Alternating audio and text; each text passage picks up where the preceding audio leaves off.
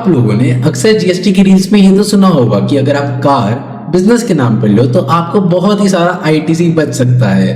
पर ground reality को समझे तो बिल्कुल इसका ऑपोजिट है, क्योंकि आईटीसी जनरली मोटर व्हीकल्स में सेक्शन 17(5) के अंदर बिल्कुल ही डिसअलाउड है। लेकिन हाँ, इसकी कुछ ना कुछ एक्सेप्शंस है, जैसे कि अगर आप सप्लाई कर रहे हैं for further supply of vehicle, या फिर आप दे रहे हैं यहाँ पे ट्रेनिंग की या फिर ड्राइविंग लाइसेंस स्कूल की सर्विसेज, या फिर अगर आप यहाँ पे सर्विसेज दे रहे हैं रेंटिंग या लीजिंग की, या फिर सीटिंग कैपेसिटी अगर 13 से ज्यादा है तो ही आपको आईटीसी अलाउड होगा।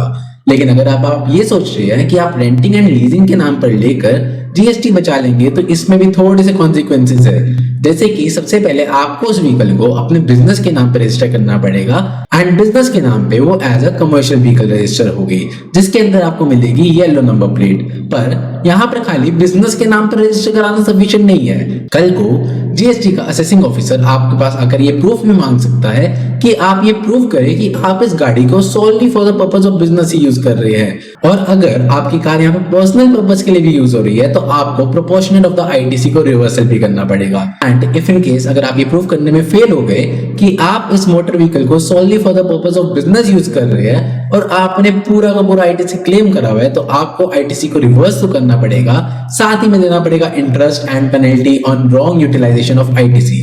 टैक्स प्लानिंग स्मार्ट होती है लेकिन शॉर्टकट नहीं। और ऐसे ही मोर इन्फॉर्मेशन के लिए do like share and subscribe पैसा प्रूफ, क्योंकि मैं आपको दूंगा बहुत ही सारा टैक्स फाइनेंस का ज्ञान, जिससे आप अपने पैसे भी बचा सकते हैं और लीगल कॉन्सिक्वेंसेस भी बच सकते हैं।